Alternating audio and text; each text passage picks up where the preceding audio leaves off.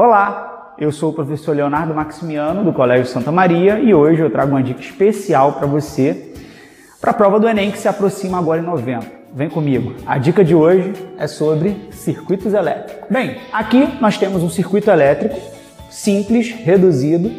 Nós temos uma bateria, uma lâmpada, um amperímetro e um voltímetro.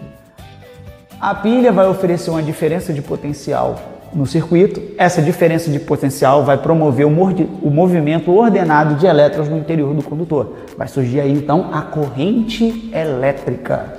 A intensidade da corrente elétrica representa a carga que atravessa a secção do condutor a cada segundo. Então, para calcular a corrente elétrica, você deve lembrar, intensidade de corrente elétrica é carga sobre tempo. A carga é medida em coulombs, o tempo é medido em segundos. Vale lembrar, para que você não esqueça na hora da prova, o sentido convencional da corrente é contrário ao movimento dos elétrons, ok? A segunda expressão para calcular a corrente elétrica leva em consideração o número de elétrons que atravessam o condutor metálico a cada segundo, onde eu substituo o Q, que é a carga que atravessa a secção transversal, por N vezes E, onde N é um número inteiro, o número de elétrons que atravessam o condutor, e E é o valor da carga elementar, carga de um portador de carga, de um elétron, que é 1,6 vezes 10 a menos 19 coulombs. Temos também a propriedade gráfica da corrente. O que se extrai do gráfico da corrente em função do tempo? Você vai lembrar que a área desse gráfico representa a carga que atravessa o condutor durante o tempo, ok? O Enem gosta muito de cobrar a questão do ampere-hora. O que seria o ampere-hora? O ampere-hora, na verdade, é a quantidade de amperes que a bateria pode fornecer durante um certo período de tempo. Então, 1 ampere-hora é a quantidade de carga que a bateria pode oferecer. 1 ampere-hora é 3.600 coulombs, ok? Vamos voltar aqui para o circuito.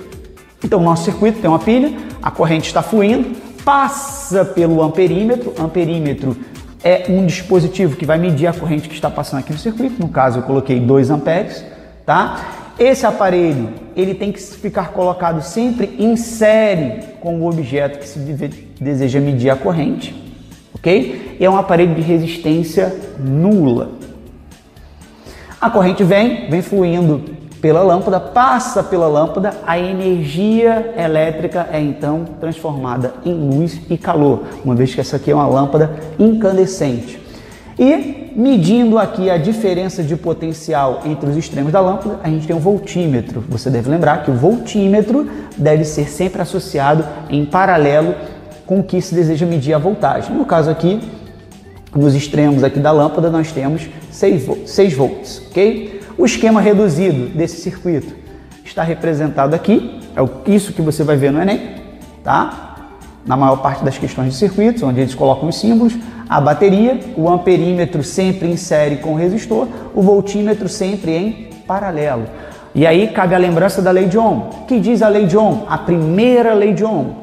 Voltagem é igual ao produto da resistência vezes a corrente. A voltagem é medida em volts, a resistência é medida em ohms e a corrente é medida em amperes. Você deve lembrar que resistência é o grau de dificuldade que um condutor oferece à passagem dos elétrons. Quanto maior esse grau de dificuldade, maior será a resistência desse condutor. Tá aqui a charge, ó. Os volts empurram os amperes através do condutor e o ohm, que é a resistência, dificulta a sua passagem, ok?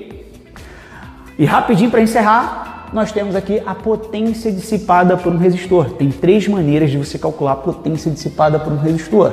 Você pode utilizar potência igual DDP ao quadrado sobre a resistência. A potência é a resistência vezes a corrente ao quadrado.